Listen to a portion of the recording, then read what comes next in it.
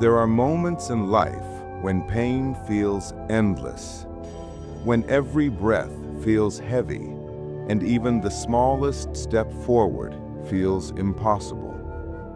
These moments arrive quietly, sometimes through loss, sometimes through failure, and sometimes for no reason at all.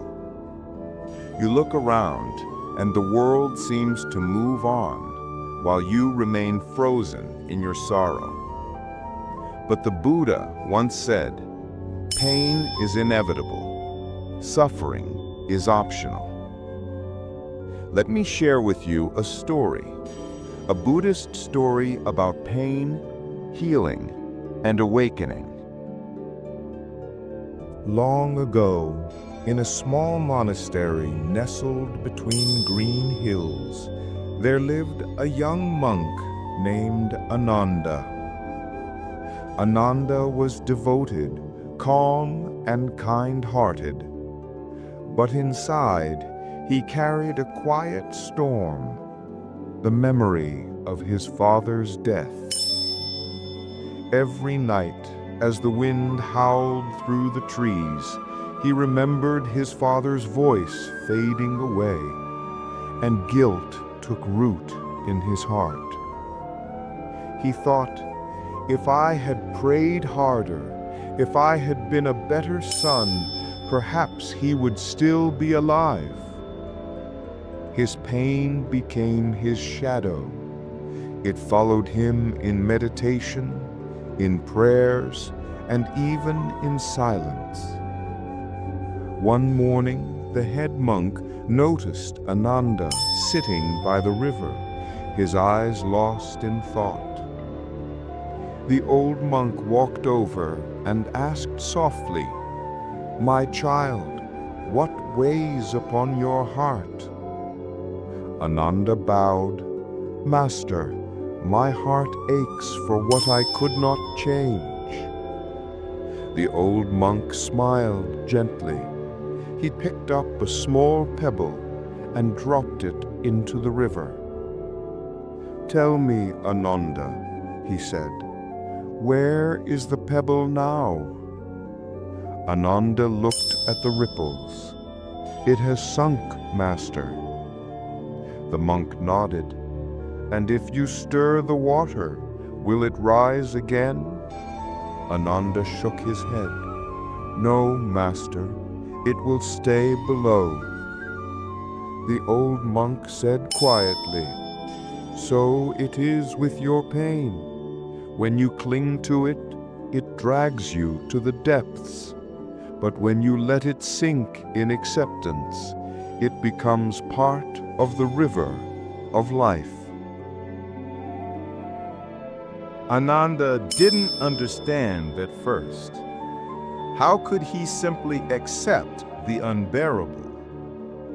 So he carried his grief as before, holding it tight like a stone in his chest. But over time, the weight became too heavy. He stopped smiling. His meditation became restless, and he avoided others in the monastery. One day, while drawing water from the well, Ananda slipped and the bucket shattered. He broke down and cried. The old monk found him there, kneeling by the broken pieces, tears falling into the dirt. "My child," said the monk, "why do you cry for what was already broken?" Ananda replied, "Because I could not save it." The master smiled again. "Then tell me, Ananda, can you save a leaf from falling when the wind blows?" Ananda looked up, confused. "No, Master." The monk's eyes softened. "Then why do you try to save moments that have already passed?"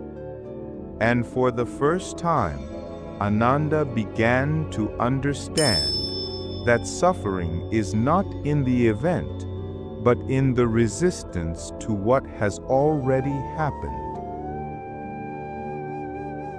Days passed.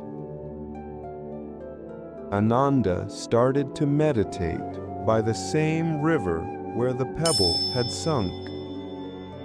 He watched the water flow endlessly, never holding on to a single ripple.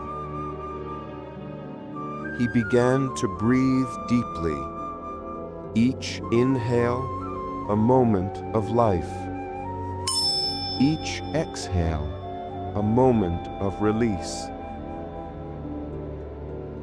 He thought of his father, not with guilt, but with gratitude for the time they had shared. He whispered to the river, "May your soul flow free as this water flows." And something beautiful happened.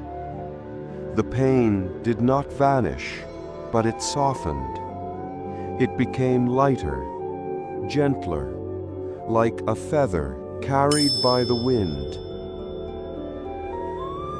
That night, Ananda dreamed of his father smiling, bathed in golden light, saying, "My son, let go. I am free now. Be free too." When Ananda awoke, the first light of dawn touched his face, and for the first time, he smiled, not because the pain was gone, but because he had accepted it. When the old monk saw him the next morning, he noticed the calm in Ananda's eyes. "You have found peace," he said. Ananda bowed deeply. "Yes, Master. I have learned that letting go is not forgetting. It is forgiving life for being imperfect." The old monk nodded. "My child, remember, pain is a messenger. It shows you where the mind clings. But when you no longer cling, the messenger has no home to stay." He pointed to the rising sun. "The light does not fight the darkness. It simply shines. Be like the light." Years later, Ananda became a teacher himself. People would come to him broken and burdened, and he would tell them, "Pain is a pebble. Let it sink in the river of your acceptance." He taught them to breathe through pain, to sit with their emotions without judgment, to allow the tears to fall, for even tears are proof that the heart still loves. And when someone asked, "Will pain ever end?" Ananda smiled and said, "When you stop fighting it, it becomes your teacher." So, when life hurts, remember this story. The Buddha never promised a life without pain.